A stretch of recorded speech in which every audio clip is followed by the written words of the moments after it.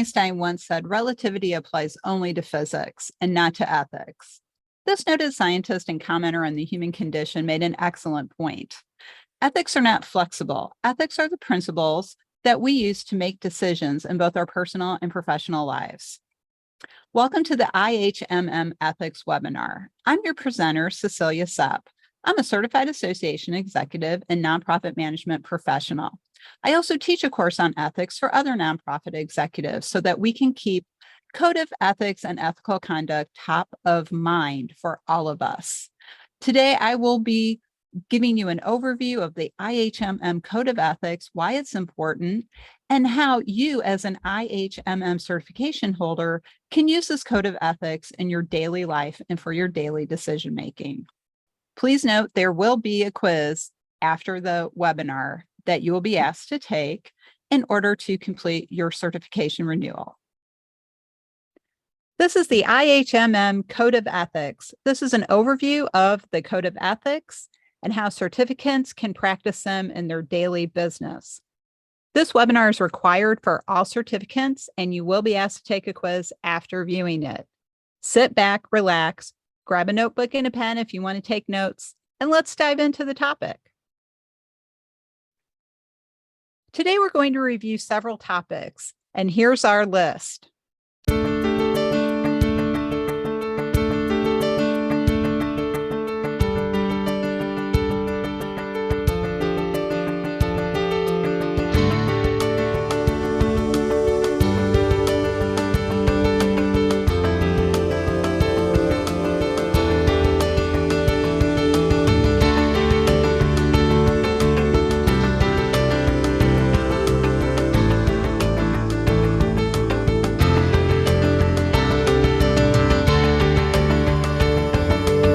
Now that we know the topics we'll cover, let's start with that first one.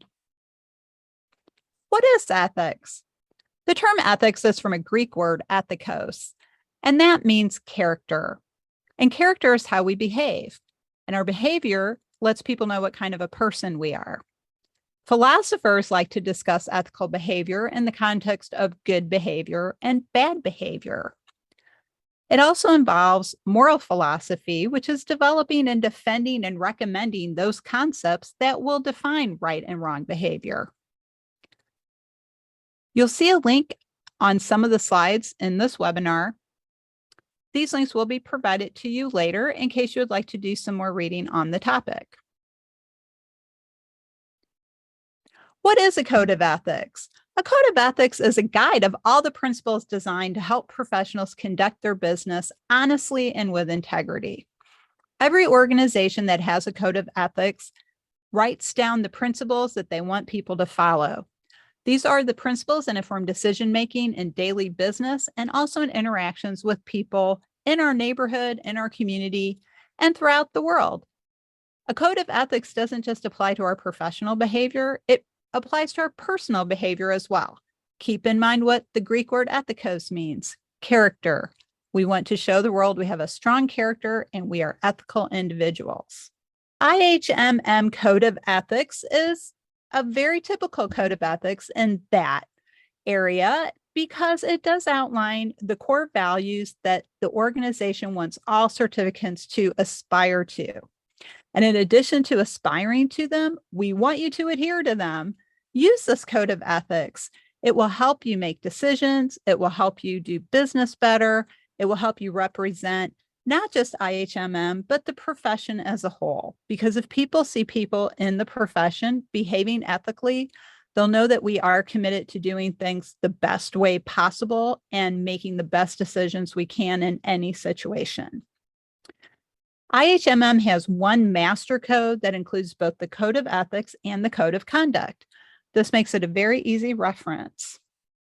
It includes the principles, values, and morals that IHMM encourages all certificants to follow. Like any other credential program, it is only as strong as the people who hold it. That's why the Code of Ethics is important. It helps all of the certificants maintain the integrity of the certification program, no matter what credential you might hold. Because if we don't practice with integrity, our credential ends up losing meaning, and it loses integrity, and it therefore loses value. So in order to maintain the value of our certification program and our credentials, please keep in mind the Code of Ethics. If you ever have any questions about the Code of Ethics or the Code of Conduct, please contact the IHMM staff or the Professional Standards Committee. So the purpose of the Code of Ethics is to set forth the ethical principles that we want everyone to observe. Certificants shall, in their professional activities, sustain and advance the integrity and honor of the practice of hazardous materials, dangerous goods, environment, health, and safety by adherence to this Code of Ethics. That's a very strong statement and very supportive of all certificants. Keep in mind, if you violate any provision of the Code of Ethics, you will be subject to a disciplinary hearing and action by the peer review panel, which at IHMM is the Professional Standards Committee. If you are found in violation of any aspect of the Code of Ethics, you could be suspended or lose your credential. In our practice, certificants will practice in a manner consistent with all the laws and regulations in their city, their county, their state, and the federal level. So we want you to be law-abiding. Demonstrate integrity, honesty, and fairness. These are the 3 pillars of any ethical practice. Strive for excellence in all matters of ethical conduct. Does this mean we're looking for perfection? No, but we want you to try your best every day to keep the Code of Ethics in mind when you're making decisions and interacting with others. We also want you to make sure that you are using your certification and your designations correctly. Do not be untruthful, misleading, or violate any law or government regulation by using these designations. Basically, don't use them incorrectly, don't use them fraudulently, don't use them to convince people of something that might not be accurate. An IHMM certificate must approach other individuals with the requisite professional balance of knowledge, skill, experience, and professionalism in the conduct of all professional activities, and in a manner free of bias with regard to religion, ethnicity, gender, age, national origin, or disability.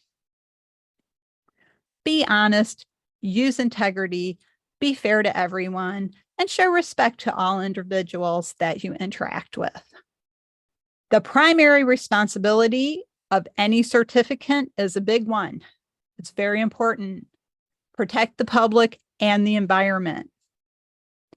That is the #1 goal of all certificants and your #1 responsibility. All other interests must come in second to that primary one. You must protect the people around you and the planet. That's #1. Everyone else comes second, whether it's your client or your employer. Their interests are important, but they are not your primary responsibility. Honesty, one of the pillars we already mentioned. Honesty also means that you are going to act with integrity. Honesty is transparency as well as being truthful. You also want to be careful about conflicts of interest. You have an obligation to disclose to any affected employer or client if you do have a conflict of interest. And that could be anything from you could personally benefit to a friend of yours might benefit to somebody in your neighborhood or a coworker. But if you have a conflict of interest or think you have a conflict of interest, you should disclose that. Competence, very important for any profession. We like to think our profession focuses on competence because of what we do. So first of all, our primary responsibility is to safeguard the public and the planet. So that means we have to keep up our skills and we have to keep up our expertise. But that also means that we shall represent our qualifications honestly and shall function only within our area and level of competence. That means we will be upfront with employers and clients about what we can and cannot do. We're also not going to do something we know we're not qualified for simply because someone is putting pressure on us to do it. Again, whether that's your employer or your client, if you're not the right person for the job, tell them that and help them find the right person for the job. When it comes to behavior, we want certificants to behave with professional decorum and restraint, and don't exhibit conduct that brings any discredit on IHMM or its certification programs. So we must make sure that we represent our profession, our organization, and our certification to the best way we can to everyone around us. Certificants have compliance responsibilities, and we're going to review those now. A certificant shall comply with and uphold all policies, procedures, guidelines, and requirements of IHMM. Certificants shall use their designations only as authorized by IHMM. Certificants shall acknowledge that the certificate and marks are the property of IHMM, and shall return the certificate and discontinue use of the designation and marks when required to do so by IHMM. Yes, it is a little boring to hear someone read a slide, but this is important information and we want to make sure that we convey it clearly. Responsibility and expectations. Certificants shall accept responsibility for maintaining the credential through recertification, shall remain current in the field, and shall continuously uphold the code of ethics. Again, there are certain expectations that go along with being a certificant. These are the three most important ones. We know you're doing this anyway, but we want to remind you that we notice and we see you doing it. Recertification. The great thing about this is all of the credentials have their own webpage at ihmm.org, and you get all the information you need to make sure that you're keeping your credential up to date and recertifying. You need to make sure that you get certification maintenance points, but also make sure that they are directly related to your credential renewal and your professional development. Registered marks. IHMM registers as intellectual property with the U.S. Patent Office. IHMM's intellectual property policy can be found on the website at ihmm.org, IHMM Intellectual Property Policy. We'll share that link with you. But again, you can find all of the information at ihmm.org. IHMM monitors and enforces its appropriate use rights as the legal holder of the registered marks of the Institute. Since the logo and the marks are the property of IHMM, the organization reserves the right at its sole discretion to require the removal of the logo from any location or the cessation of its use, which IHMM determines does not comply with its guidelines. Yes, again, we read the slide for you, but this is legal information that is really important to know. Like many code of ethics programs, IHMM has a violation process. This is important because if we are all going to work together to maintain the integrity of the program, we need to have a system to report violations that we see in the workplace. All certificates must hold each other accountable. If you do see someone violate the code of ethics, there is a form on the website at ihmm.org, and you can submit that to the Professional Standards Committee. It is their job to oversee the code of ethics and make sure that people are complying with it. And they are the first step in reporting a violation. They will get that form, they will review it, and then they will make a recommendation to the board of directors of IHMM about how to handle it. We don't have a violation process in place to make people uncomfortable.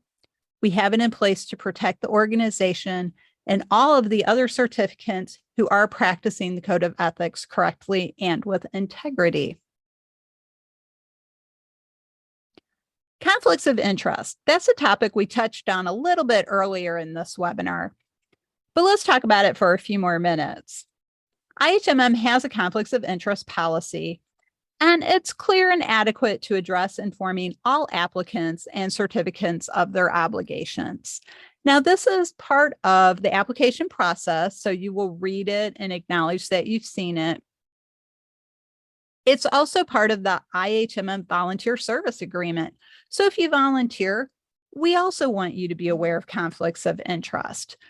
So conflict of interest is any time that you feel you might personally benefit from something, or you may not be able to make an objective decision in a situation. And that's where it applies to volunteers. For example, if you have a friend or relative who is submitting a proposal to IHMM and you feel you can't make an objective decision, that could be a conflict of interest. You can use the conflict of interest decision flowchart to help you figure out if you are in a conflict of interest situation. The primary issue is how to manage conflicts of interest without being unreasonably restrictive. I think that is the main question for any conflict of interest policy.